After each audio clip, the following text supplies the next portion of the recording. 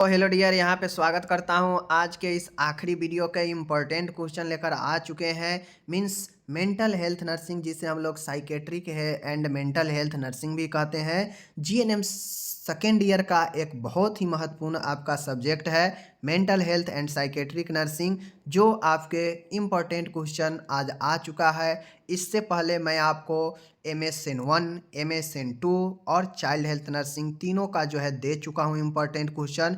जो लोग नहीं देखे हैं जाकर देखिए, सभी के डिस्क्रिप्शन में लिंक है, आप वहां से क्वेश्चन को जाकर खुद से पढ़ सकते हैं।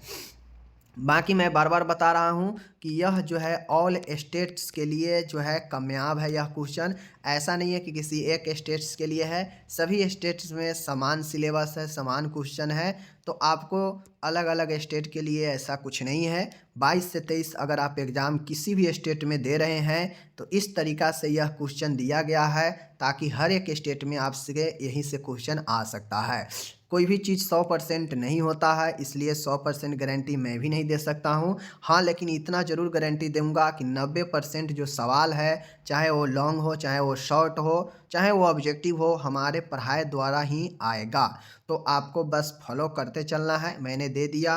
अब आपके स्टेट में कब एग्ज़ाम है कब नहीं है, आपको अपने तरीक़ा से तैयारी अभी से शुरू कर देना चाहिए। अगर फरवरी में है फिर भी, और अगर मार्च में है फिर भी, आपके पास तैयारी का समय जितना भी है, इसी सभी इम्पोर्टेंट क्वेश्चन को तैयारी करके चलिए, आपका एग्ज़ाम बहुत बेहतर जाएगा। हिंदी इंग्लिश सब में आपका क्वेश्चन है, तो चलिए शुरू करते हैं। तो आज हम देख लेते हैं लॉन्ग क्वेश्चन। पहले लॉन्ग क्वेश्चन को ही हम लोग देखते हैं मेंटल हेल्थ नर्सिंग का। और मैं पहले ही बता देता हूँ, मेंटल हेल्थ नर्सिंग मुकाबले जो है आपके MSN का, MSN आपका 1 हो, ठीक है, या फिर 2 हो, या फिर चाइल्ड हेल्थ नर्सिंग हो, तीनों के मुकाबले आपका जो मेंटल हेल्थ है यह थोड़ा सा डिफ़िकल्ट हो सकता है। बहुत सारे क्वेश्चन नहीं, 4-5 ऐसे क्वेश्चन आपको मिलेंगे जो काफ़ी डिफ़िकल्ट है। और या ये 4-5 क्वेश्चन में से 2 क्वेश्चन आपको हर हाल में मिलेंगे ही मिलेंगे। कौन कौन क्वेश्चन है? तो पहला क्वेश्चन तो आपके सामने में ही है, ECT के निर्देश, मतलब कब ECT दिया जा सकता है, कब नहीं दिया जा सकता है, और निर्देश, और ECT के लिए रोगी को कैसे तैयार करते हैं। तो इन चीज़ों को जो है आपको बताना होता है, ठीक है। तो ये चीज़ें ECT क्या है, अनिर्देश रोगी की तैयारी। तो ECT के लिए ये चारों क्वेश्चन है, कभी 10 नंबर में, कभी 15 नंबर में पूछ लेता है लॉन्ग में। तो पहला क्वेश्चन तो यही खतरनाक है, जो कि बहुत लोग कन्फ्यूजिया जाते हैं, लेकिन बड़ी ही आसानी है। जिस प्रकार से स्टेप बाय स्टेप यहाँ पे चारों दिया है ना, पहले पता करना है ECT क्या होता है, फिर पता कर लेना है कि कब दे सकते हैं ECT, किसको दे सकते हैं, कब किसको निर्देशित होता है, किसको नहीं दे सकते हैं, मतलब अनिर्देश, ठीक है। ECT के लिए रोगी को कैसे तैयारी करते हैं, तो उसके तैयारी को जो है हम लोग तैयारी कर लेंगे, ठीक है। तो ये हो गया आपका पहला लॉन्ग क्वेश्चन। अब आगे आता है कि साइकेट्रिक इमरजेंसी क्या है, मतलब मनोरोग आपातकाल से क्या समझते हैं। वैसा रोग जो आपात स्थिति में व्यक्ति में आ जाता हो, अचानक से उत्पात मचाने लगता हो, वही जो है साइकेट्रिक इमरजेंसी होता है। तो आपसे इसका जो है कहेगा कि इसके सूची बनाइए, कौन कौन से है साइकेट्रिक इमरजेंसी के हालात, और उसको संक्षिप्त में वर्णन करिए। तो आपसे पूछेगा तो बताना है, ओके। आगे है, इसी में साइकेट्रिक इमरजेंसी का नर्सिंग मैनेजमेंट कैसे करते हैं उसको भी आपको बताना पड़ेगा। आगे है, एक क्वेश्चन आप लोग फर्स्ट ईयर में भी पढ़े हैं, और मैं आपको उस दिन भी बताया था कि आपको 22 क्वेश्चन ऐसे बताया था जो फर्स्ट ईयर सेकेंड ईयर सब में है। तो आपको यहाँ भी बता रहे हैं, मेंटल मैकेनिज्म आप फर्स्ट ईयर में भी पढ़े हैं, निगेटिव पॉजिटिव वाला पता है, एक निगेटिव और एक पॉजिटिव डिफेंस मैकेनिज्म होता है। तो आपको इसको वर्णन कर देना है, ठीक है, लॉन्ग क्वेश्चन में पूछता है। आगे है साइकोसोशल थेरेपी, मतलब जो मनोचिकित्सा का जो उपचार विधि है, यह क्यों जरूरी होता है, थेरेपी का वर्णन करता है। आपको पढ़ा चुके हैं family therapy, behaviour therapy, aversion therapy, मेली थेरेपी, ऑक्यूपेशनल थेरेपी, समझ गए, बहुत सारे थेरेपी पढ़ाए हैं। तो उसको सूची बना देना है, और वह क्यों जरूरी है उसको बताना है, और साथ में किसी एक पर छोटे से वर्णन कर देना है, समझ गए। अब आगे आता है मानसिक स्वास्थ्य क्या है, और मानसिक रूप से स्वस्थ व्यक्ति के गुण लिखे। आपको जब हम फर्स्ट ईयर सेकेंड ईयर के लिए दोनों के लिए टॉपिक बता दिए 22 टॉपिक, उसमें ये भी क्वेश्चन था कि मानसिक रूप स्वास्थ्य क्या होता है, मानसिक रूप से स्वस्थ और अस्वस्थ के वर्णन करें, साथ में अस्वस्थ व्यक्ति का जो है कारण लिखे और स्वस्थ व्यक्ति का गुण लिखे। कभी भी आपसे अगर मानसिक स्वास्थ्य के बारे में पूछेगा ना तो मानसिक स्वास्थ्य स्वस्थ व्यक्ति का गुण पूछता है, विशेषता पूछता है, जबकि मानसिक रूप से अस्वस्थ व्यक्ति के बारे में पूछेगा तो उसका कारण पूछता है कि यह क्यों जो है, कारण क्या है कि यह अस्वस्थ होता है। ठीक है, ये हो गया। आगे है साइकेट्रिक अस्पताल में मतलब मनोचिकित्सालय में अस्पताल में कोई मरीज भर्ती होता है तो एक नर्स की कौन कौन सी लीगल जिम्मेदारी रहती है, कौन कौन सी लीगल रिस्पॉन्सिबिलिटी है नर्स का, जो एक साइकेट्रिक अस्पताल में होनी चाहिए देख रेख में वो उपलब्ध। समझ गए। अब एक क्वेश्चन और ख़तरनाक है, एस्किजोफ्रेनिया। समझ गए, एस्किजोफ्रेनिया क्या है, इसके प्रकार लिखकर संक्षिप्त में वर्णन करना है, इसके लक्षण व चिन्ह को बताना है। ठीक है, तो यह एस्किजोफ्रेनिया हो गया और एस्किजोफ्रेनिया का नर्सिंग देखभाल बताना है। तो ये चारों में से कोई आपको 3 ही देगा। समझ गए ना, एग्जाम में जब जैसे ही लॉन्ग क्वेश्चन पूछेगा तो आपको कोई 3 ही देगा, इस 4 में से कोई 3 ही देगा, आपको 3 का ही पूछेगा। लेकिन मैंने चारों बता दिया, इस चारों में से कोई भी 3 दे देगा, आपको डिस्क्राइब कर देना है। ठीक है, अच्छे से हो गया। आगे है सामुदायिक मानसिक स्वास्थ्य में नर्स की क्या कार्य है। ठीक है, एक कम्युनिटी मेंटल हेल्थ नर्सिंग में एक नर्स का क्या भूमिका, क्या कार्य है, उसके कार्यों को दर्शाना है। यह भी है फर्स्ट ईयर में, आपको बिहेवियर साइंस में कल ही तो हम बताए ना। ठीक है, आगे देखिए साइकेट्रिक नर्सिंग क्या है। एक साइकेट्रिक नर्सिंग रोगी के लिए नर्सिंग प्रोसेस लिखिए। माय डियर, साइकेट्रिक नर्सिंग क्या है, समझ रहे हैं ना। साइकेट्रिक नर्सिंग क्या है, एक साइकेट्रिक रोगी के लिए नर्सिंग प्रोसेस लिखिए। ठीक है, मतलब साइकेट्रिक नर्सिंग क्या है, मनोरोग नर्सिंग क्या है, समझ गए। मनोरोग नर्सिंग के लिए नर्सिंग प्रोसेस क्या है, चरण क्या है, आपको पहले 5 चरण पढ़े हैं ना, उसी चरण को लिखना है। फार्मेकोलॉजी में नर्स के क्या जिम्मेदारी है, मनोरोग दवाओं का वर्गीकरण करें। समझ गए, क्लासिफिकेशन ऑफ साइकेट्रिक ड्रग और नर्स की क्या रोल होता है साइकोफार्मेकोलॉजी में, मनो औषधि विज्ञान में। ठीक है, आगे है मानसिक अस्वस्थ क्या है, इसके कारण तथा मानसिक अस्वस्थता के उपचार लिखिए। वही चीज़ें हैं, आगे ना कि मानसिक अस्वस्थ क्या है, इसके कारण तथा मानसिक अस्वस्थता के उपचार लिखिए। समझ गए ना, आ गया यहाँ पे। आगे है आत्महत्या की परिभाषा लिखिए, आत्महत्या के कारण बताते हुए उसकी रोकथाम का उपाय लिखिए। कैसे आप सुसाइड को प्रिवेंट कर सकते हैं, इसके क्या कारण, क्या जो है इसके हो सकते हैं, ये सारे डिटेल्स में आपको लिखने पड़ेंगे। 10 नंबर में ये क्वेश्चन इस बार के लिए काफ़ी ज़्यादा महत्वपूर्ण है। ठीक है, इसको अच्छे से लिखना पड़ेगा। आगे है राष्ट्रीय मानसिक स्वास्थ्य कार्यक्रम क्या है, NNMHP national mental health programme के उद्देश्य क्या है और इसके जो है संक्षिप्त में लिखना है। राष्ट्रीय मानसिक स्वास्थ्य कार्यक्रम में नर्स की भूमिकाओं के बारे में बताना है। ठीक है, आगे है ड्रग एडिक्शन क्या है, ड्रग एडिक्शन के कारण लिखिए। इसमें आदत से ग्रसित युवाओं के लिए कौन कौन सी एजेंसियां कार्यरत है, जानकारी दीजिए। फर्स्ट ईयर के बिहेवियर साइंस साइकोलॉजी में भी है ड्रग एडिक्शन, आप लोग पढ़े हैं तो ज़्यादा आसान हो जाएगा याद करना। बस इसमें नया ये जुड़ जाता है कि कुछ एजेंसियां हैं सरकार के द्वारा कार्यरत जो युवाओं को ड्रग्स के एडिक्शन से या नशीले पदार्थों को आदत से छुटकारा दिलाने के लिए काम करती है। ठीक है, तो उसको बताना है, जो कि पढ़ा चुके हैं।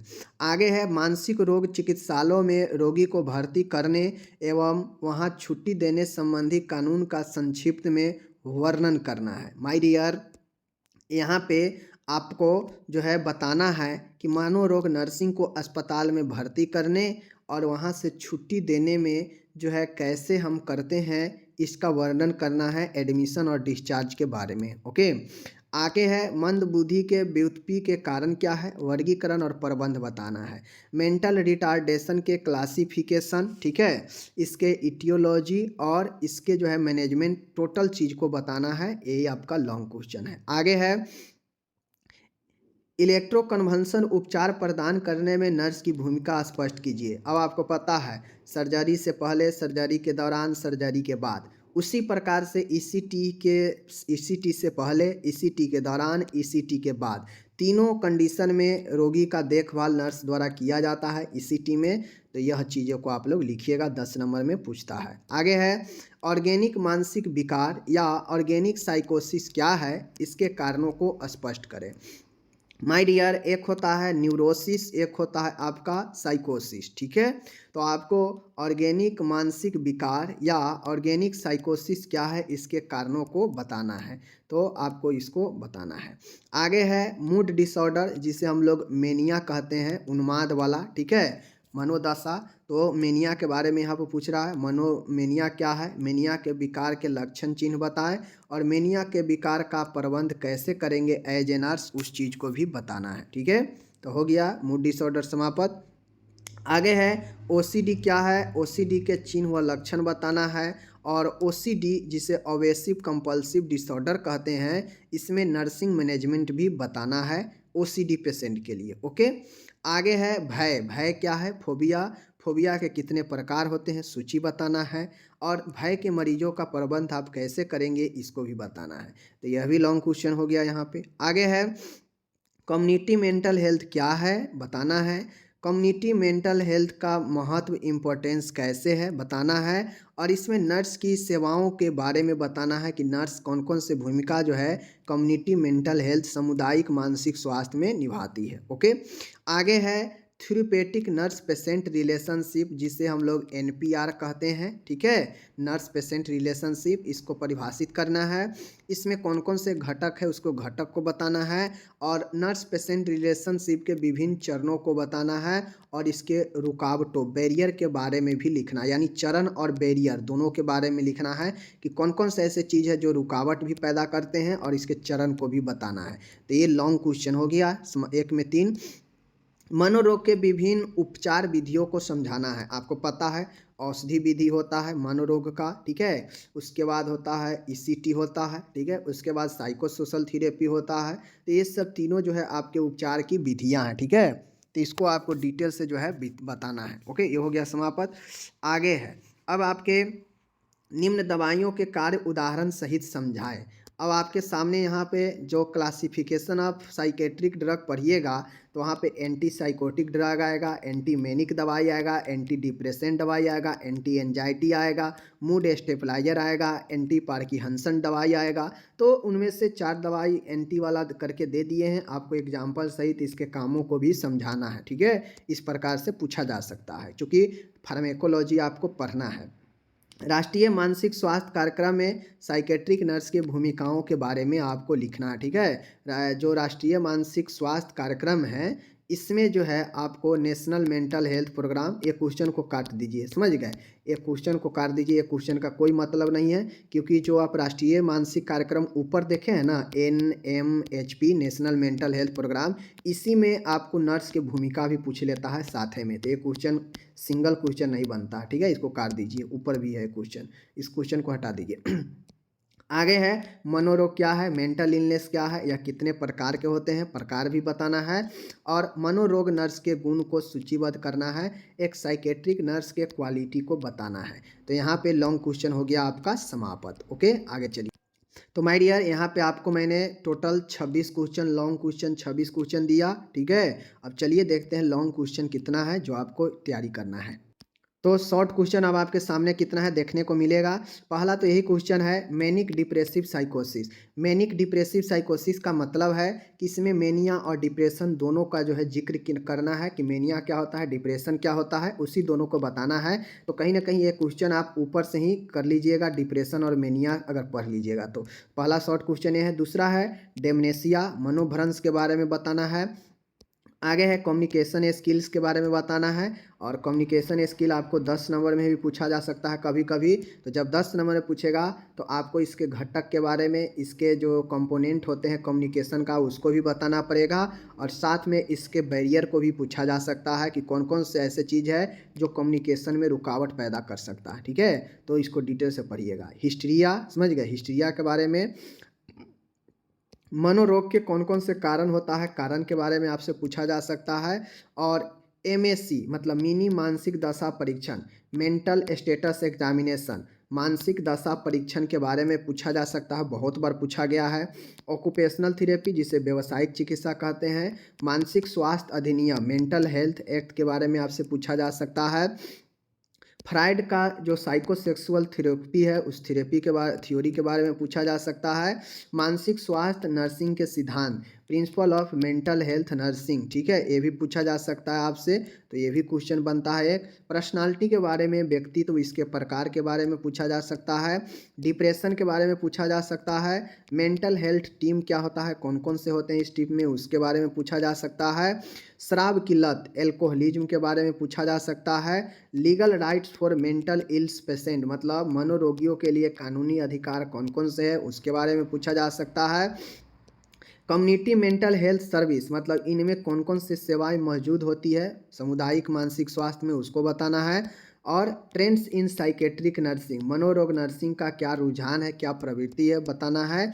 और यहाँ पे कुछ बीमारी दे देगा मानसिक रोग से जुड़ा हुआ, कहेगा उसका चिन्ह बताइए, लक्षण बताइए, ठीक है, कभी कभी कारण भी पूछ लेगा।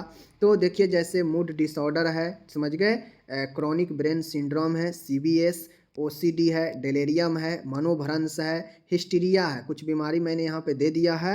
और इन बीमारियों को कारण लक्षण सिर्फ पूछा है तो आपको बताना पड़ेगा। आगे है मानसिक रोगियों के प्रति गलत धारणाएं। अब जिसको मानसिक रोग हो जाता है उसके प्रति लोगों को क्या धारणाएं रहता है, मिसकंसेप्शन, उसको बताना है। कोई व्यक्ति अगर मादक पदार्थ छोड़ता है, छोड़ने पर उससे क्या क्या जो है सिम्टम्स, लक्षण देखने को मिल सकता है, वो चीज़ को बताना है। उसके बाद है हाफ वे होम के बारे में पूछ सकता है। अनिंद्रा, इंसोमनिया के बारे में पूछा जा सकता है 5 नंबर में। बाइपोलर डिसऑर्डर के बारे में पूछा जा सकता है। एक्स्ट्रा पिरामिडल सिम्टम्स, ईपीएस के बारे में पूछा जा सकता है। एंड उसके बाद आता है नो अबाउट ICD-10, ICD-10 के बारे में, ICD-10 वर्गीकरण के बारे में पूछा जा सकता है। एंड लास्ट है ग्रुप थेरेपी, जिसे समूह चिकित्सा कहते हैं, इसके बारे में आपसे पूछा जा सकता है एग्जाम में। तो ये हमारा रहा शॉर्ट क्वेश्चन। तो माय डियर यहाँ पे मैंने 26 शॉर्ट क्वेश्चन और 26 लॉन्ग क्वेश्चन, यानी कुल मिला के देखा जाए तो 52 क्वेश्चन मैंने आपको जो है क्या किया, यहाँ पे क्लियर कराया, ठीक है। कितने, 52 क्वेश्चन। तो 52 क्वेश्चन अगर आप रट लेते हैं तो मैं ये गारंटी देता हूँ कि आपको कहीं से कोई दिक्कत जो है शॉर्ट क्वेश्चन और लॉन्ग क्वेश्चन में एग्जाम में नहीं आएगा। ये अलग की बातें हैं कि बहुत लोग मानेंगे कि आप 52 क्वेश्चन कहते तो हैं, लेकिन यह 52 क्वेश्चन 70 क्वेश्चन के बराबर है। तो माय डियर मैं क्या करूँ बताइए, जिस प्रकार से एग्जाम में पूछता है उसी प्रकार से ना हम भी क्वेश्चन दिए हैं। तो अगर आपको लगता है तो लगे, नहीं पढ़िएगा तो जितना शॉर्ट चलिएगा उतना ही आपको आगे दिक्कत होगा, समझ गए। तो इसलिए अभी थोड़ा सा 1-2 महीना समय है, आप पढ़ लीजिएगा तो आप ही के लिए फ़ायदेमंद रहेगा, नहीं पढ़िएगा तो आप समझिएगा, समझ गए। चलिए अब कभी कभी होता यह है कि आपसे डिफरेंस भी पूछ लेता है, अंतर स्पष्ट करने वाला भी क्वेश्चन 5-10 नंबर में दे देता है। तो चलिए कुछ डिफरेंस भी पढ़ लीजिएगा। जैसे एक मानसिक रूप से स्वस्थ व्यक्ति और एक मानसिक रूप से अस्वस्थ व्यक्ति है, दोनों में अंतर पूछता है तो बता दीजिएगा। एक होता है न्यूरोटिक्स डिप्रेशन और एक होता है साइकोटिक डिप्रेशन, जो कि पढ़ा चुके हैं, आप लोग कर लीजिएगा। और एक होता है साइकोसिस और एक होता है न्यूरोसिस। इसके बारे में मोस्ट VVI यह क्वेश्चन है, आप लोग इसको कर लीजिएगा। यह क्वेश्चन लॉन्ग में भी पूछ देगा, साइकोसिस और न्यूरोसिस, ठीक है। एक होता है डेमनेशिया और एक होता है डिलेरियम, दोनों के बारे में कर लीजिएगा। एक होता है मेनिया, एक होता है डिप्रेशन। मेनिया मतलब जो है खुशनुमा, डिप्रेशन मतलब गुमशुदा, ठीक है। तो ये होता है मेनिया डिप्रेशन। उसके बाद है आपसे वही है mentally health patient, mentally ill patient के बारे में अंतर पूछेगा। इंडोजेनियस डिप्रेशन, एक्सोजेनियस मतलब आंतरिक अवसाद, बाहरी अवसाद के बारे में पूछ सकता है। तो इस प्रकार से ये रहा मेरा कुछ अंतर स्पष्ट करने वाला वर्ड, जिसको मैंने आपको दे दिया। अब आपको इसको तैयारी करना है। मैंने ऑल, चाहे वो फर्स्ट ईयर हो, समझ गए, या सेकेंड ईयर हो या फिर थर्ड ईयर हो, मैंने सभी का टोटल सब्जेक्ट यानी ऑल सब्जेक्ट का इम्पोर्टेंट क्वेश्चन मैंने दे दिया। अब बस आप सभी first year, second year, third year जैसे पढ़िए, क्योंकि मैं सबका कुछ एक आध क्वेश्चन छोड़ दिया जाए जो हम नहीं अगर कराए हैं, उसका PDF छोड़कर बाकी मैं सारा के सारा क्लास के साथ जो है मैं जो है PDF मैं प्रोवाइड करा चुका हूं। तो अगर आप लोग में से कोई भी लोग अभी अगर नहीं पढ़ते हैं, नहीं पढ़े हैं मेरे वीडियो को, क्योंकि मैं वीडियो जब बनाता था तो कभी 2 मिनट, कभी 3 मिनट, कभी 4 मिनट, 4 मिनट से तो ऊपर कभी कोई वीडियो देखा ही नहीं मेरा आज तक। हमने रिकॉर्ड है, मैं कितना भी मेहनत करते रह गया, लेकिन 4 मिनट से तो ऊपर कभी कोई वीडियो का जो है व्यूज गया ही नहीं। यानी इसका मतलब है कि हम अभी तक सिर्फ मेहनत करते आ रहे थे, लेकिन लोग जो है सीरियस नहीं थे। अब जब धीरे धीरे एग्ज़ाम नज़दीक आएगा तो सीरियस होंगे और कहेंगे कि सर कहाँ से हम आंसर ले, कहाँ से क्या ले। तो भाई मेरा जितना समय लगेगा, जितना जो होगा मैं करूँगा, अभी भी करूँगा, रिवाइज भी कराऊँगा। लेकिन अब रिवाइज में मैं इतना गारंटी नहीं ले सकता हूँ कि मैं आपको कंप्लीट करा दूँगा। अगर समय रहेगा तो कंप्लीट हो जाएगा तो हो जाएगा, नहीं होगा तो इसमें मेरा भी कोई दोष नहीं है। हाँ, लेकिन ये गारंटी ज़रूर लेते हैं कि पहले रिवाइज जो हम करवाएँगे ना किसी भी ईयर का, तो उसमें जितना हार्ड क्वेश्चन है, जो इम्पोर्टेंट है और हार्ड है नहीं याद होता हो, पहले उसी को हम लोग सेलेक्ट करेंगे, उसी को लेंगे, ताकि सब लोग को जो है हार्ड क्वेश्चन समझ में आ जाए और इजी क्वेश्चन तो सब लिख लेता है, समझ गए। तो इससे हम शुरू करेंगे, बाकी आप लोग भी पढ़ना शुरू कीजिए। मैंने इंपॉर्टेंट क्वेश्चन दे दिया, अब आपका कर्तव्य है कि आप कैसे करते हैं, ठीक है। जिनको अगर चाहिए पीडीएफ, वो चले जाइए प्ले लिस्ट में, प्ले लिस्ट आपका चैनल पर मिल जाएगा, ठीक है। प्ले लिस्ट में जाने के बाद आप अपने हिसाब से जो भी ईयर के हैं उस ईयर में जाइएगा, उस सब्जेक्ट में जितने भी वीडियो है सबके वीडियो में डिस्क्रिप्शन में लिंक है, आप लिंक से डाउनलोड कर लीजिएगा, पीडीएफ पढ़ते रहिएगा, ठीक है। बाकी चलिए मिलते हैं अगले वीडियो में। कोई भी अपडेट हो, कोई भी चीज़ पूछना हो, आप लोग इंस्टाग्राम पे मैसेज कर दीजिएगा, बता देंगे।